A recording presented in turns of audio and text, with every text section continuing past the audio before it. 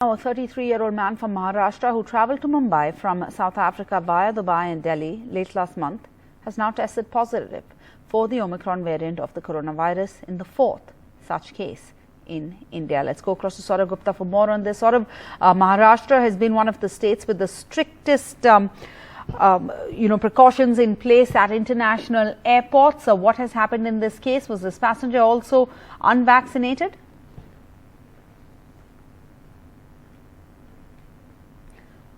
Saurabh Gupta now joins us. Saurabh, what details can you add? Well, one thing that's absolutely clear is, of course, that this person was an unvaccinated person. And that's something that's really, really important to note, because that is something that the government has been talking about. Everybody, every health expert has been talking about that you need to get vaccinated, or you make yourself more susceptible to the not only the infection, but you also make the severity of the infection worse for yourself, and you put others at risk when you're not vaccinated. Now, this person who came back from South Africa wasn't vaccinated, and there, of course, you have a problem. Beyond that, this is the first case in Maharashtra, but the officials say that the tracing of the case has been because of the kind of methods that the authorities here have put in place. And that's something that is also interesting to note, given the fact that this is, of course, a case where, the Omicron variant has been found here in Maharashtra, and this is in Kalyan Dombivli. The person is, of course, in institutional quarantine, and the authorities say that they've been able to sort of, detect these cases because they put in the strict guidelines that they had announced, and of course, they say that these guidelines will only continue now, and they're also on standby, opening up more quarantine centers to ensure that if there is a jump and spike in the number of cases, they'll be able to tackle it. All right. Thanks so much, Saurabh Gupta. Let's go across to Dr. Shashank Joshi, member of the COVID-19 Task Force of Maharashtra. Dr. Joshi, reactions coming in, a lot of precautions and steps had been taken by the state of Maharashtra at its airports. We've been seeing visuals of those, but what was expected has now happened. Maharashtra reporting its first case of the Omicron variant. Yeah, absolutely, Sarah. So there is no need to panic, but we have to be concerned, vigilant and careful. We have to do our screening for all inbound travels appropriately and ensure that if there is a high-risk candidate, we screen it appropriately. And if we have a suspect with a positive case, then we do their primary and secondary tracing appropriately and take all the necessary steps so that these are sporadic cases, these are travel-related cases. We don't want an outbreak of a cluster or a community transmission. And that is why a hypervigilance mode has been activated. And of course, for people at large, there is no need to panic. All they need to do is double mask and double vaccinate. All right, Dr. Shashank Joshi, your words are reassuring for our audiences right now. Thank you so much. Dr. Shashank Joshi is a member of the COVID-19 Task Force of Maharashtra.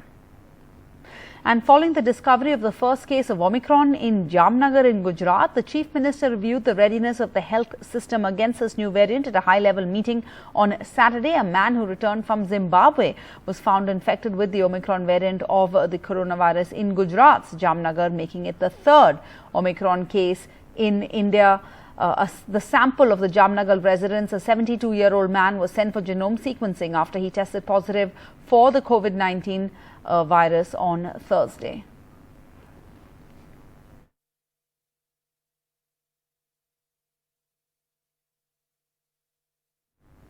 Well, a blitzkrieg of rallies in the state of Jammu and Kashmir by the Congress leader Gulam Nabi Azad led to some speculation that he may be wanting to be Azad from the Congress soon, but he spoke with NDTV in an exclusive interview saying that he's not forming a new party, but who knows what happens next. He also spoke very sharply of the Congress leadership, saying it's not open to criticism.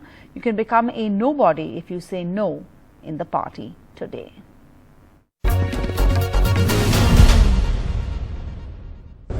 Well, a lot of buzz about political rallies by Gulam Nabi Azad. Senior Congress leader, nothing new in it, but it's after 3 years we see such political activities happening in Jammu and Kashmir. Why it has created buzz is if Mr. Azad is actually launching a new party, because there has been a lot of happenings which have happened over the time. I'm joined by Mr. Azad. Azad साहब, बहुत सी रैलियां, meetings है, कुछ ऐसा? नहीं, ऐसा कुछ नहीं है. डिस्कनेक्ट पिछले 2.5 साल से लीडरों और जम्मू कश्मीर के लोगों के बीच में है. क्योंकि 2.5 साल पहले 2019 की 5 अगस्त को स्टेट को डाउनग्रेड किया गया, दफा 370 को खत्म किया गया, और उसके साथ साथ ही तमाम पॉलिटिकल एक्टिविटीज बंद कर दी गई पूरी स्टेट के अंदर. हजारों लोग जेल चले गए, और जो जेल से बाहर थे उन पर भी किसी किस्म की पॉलिटिकल एक्टिविटी करना. अभी हिम्मत है कि आप G23 का जो बना, जो कहते हैं, उसमें भी आपने चैलेंज किया कि ठीक करो. और जब और यहाँ फर्क है. इंदिरा जी के वक्त में, राजीव जी के वक्त में शायद हमारी आदतें खराब हो गई थी कि जब कोई ठीक चल नहीं रहा होता था तो हम उनको बोलते थे ये ठीक नहीं चल रहा था, तो बुरा नहीं मानते थे. आज बुरा मानते हैं. राजीव गांधी को बताया, गुलाम नबी मुझको भी नो कह सकता है और तुम्हारी कोई बात ही नहीं. But that no does not mean disobeying या disrespect. That is for good of the party. तो जैसे आज वो नो सुनने के लिए तो यू आर नोबडी. तो हम आज क्या बताएंगे? आजाद साहब कोई बात ही नहीं बना रहा, या कुछ हो भी सकता? सियासत में क्या राजनीति में कब क्या होता है ये कोई नहीं कह सकता. जैसे मौत के बारे में कब मौत हो जाए, इसी तरह से ये पॉलिटिकल एस्पेक्ट होता है. राजनीति में कब क्या हो जाए ये नहीं कह सकता. लेकिन मेरी ऐसी कोई मंशा पार्टी बनाने की बिल्कुल नहीं है. बहुत बहुत शुक्रिया sir. Ghulam Nabi Azad is saying he has no intention as yet to form a new party, but who knows what happen in politics tomorrow. That's the crux of whole thing. Back to you.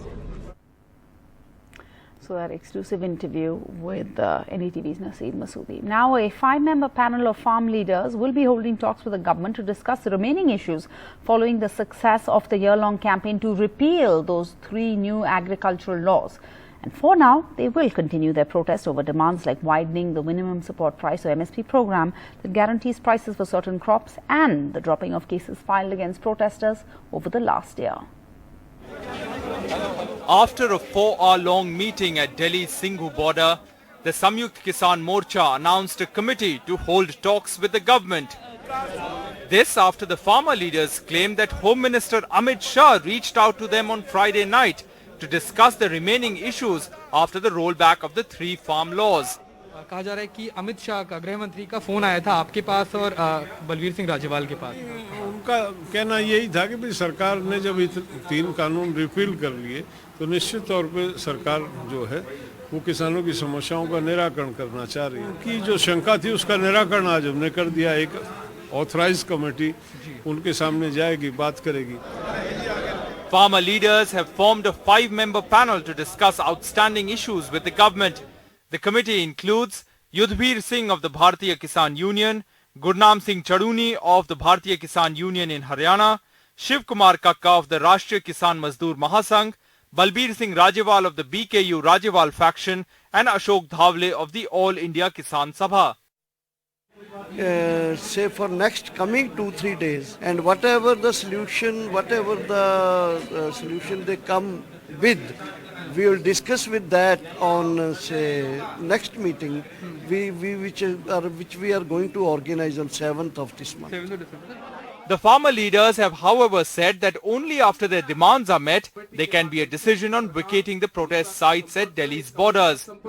इस committee और सरकार के बीच में कोई किस तरह से बात नहीं बन पाती. नहीं बनती तो आंदोलन चल ही रहा. वापसी जाने का फैसला नहीं, वापसी का ना जिक्र करो. The farmers and the central government have had 11 rounds of failed talks in the past 1 year. Now, the Samyukt Kisan Morcha has constituted a committee of 5 members to find a breakthrough for this impasse that has been going on for over 1 year.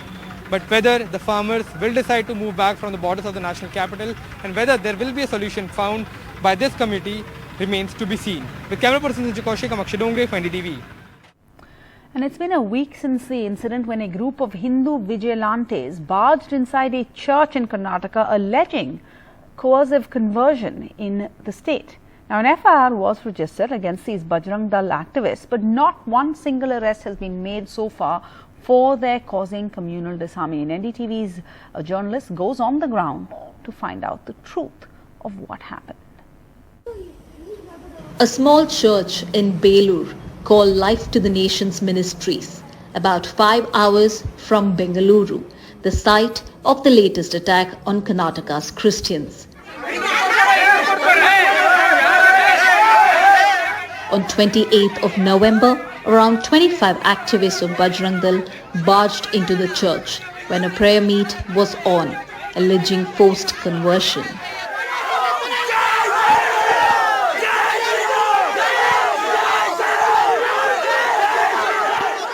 The mob was confronted by women churchgoers. As tensions rose, the police finally appeared. Instead of cracking down on the aggressors, they can be seen negotiating with the Bajrang Dal. The members of the church lodged a complaint against the Bajrang Dal activists. The police registered an FIR against 5 people of Bajrang Dal under CRPC section 107 for breach of peace. But the cops are yet to make a single arrest. Top police official in Hassan district organized a peace meet, getting an assurance from both the sides that there will be no future trouble, even though the videos clearly capture one side initiating the aggression. And we called both the communities to our station, and we have conducted a peace committee meeting, and both the communities have agreed not to escalate the issues, and they will sort it out amicably. This despite no evidence so far of the charge of forcible conversion.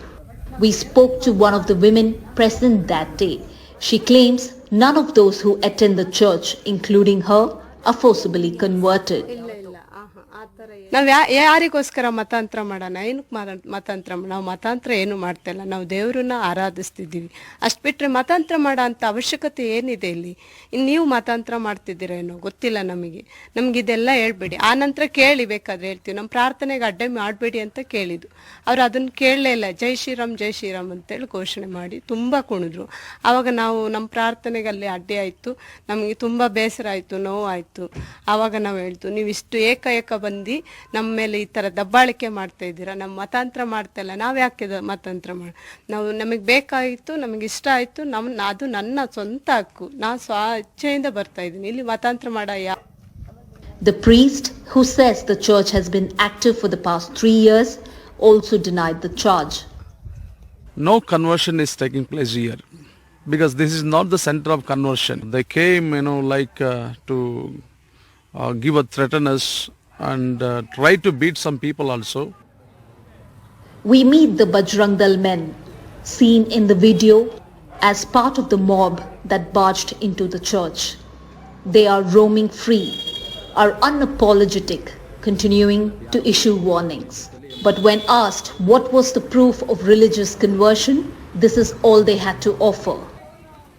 Madam, Beluru Talokali ಮುಂಚೆಯಿಂದ Belur ತಾಲೂಕಲ್ಲಿ minimum ಅಂದರೂ 30 ಕಡೆ ಇದೇ ಥರ ನಡೀತಾ ಇದೆ. ಆದರೆ ಇಷ್ಟು ವರ್ಷ ಬೆಳಕಿಗೆ ಬಂದಿರಲಿಲ್ಲ. ಈ ಸರಿ ಬೆಳಕಿಗೆ ಬಂದಿದೆ.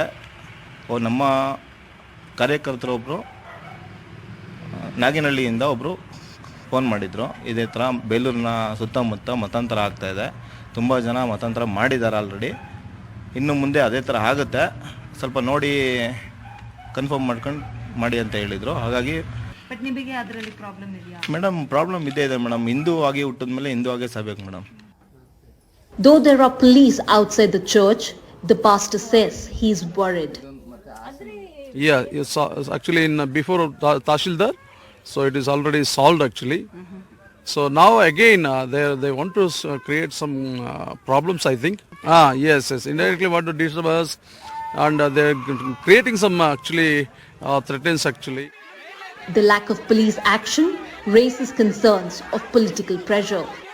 The attacks on churches come at a time when the Karnataka Chief Minister has promised to bring in an anti-conversion bill during the upcoming winter session. On the basis of unproven claims of illegal conversion, the right-wing activists in Belur have threatened and induced fear in the Christian community. Despite the communal disharmony being caught on camera, the police stand mute spectators allowing the growth of Hindu vigilantism. In Belur, with Govind Murthy, Shrija for NDTV.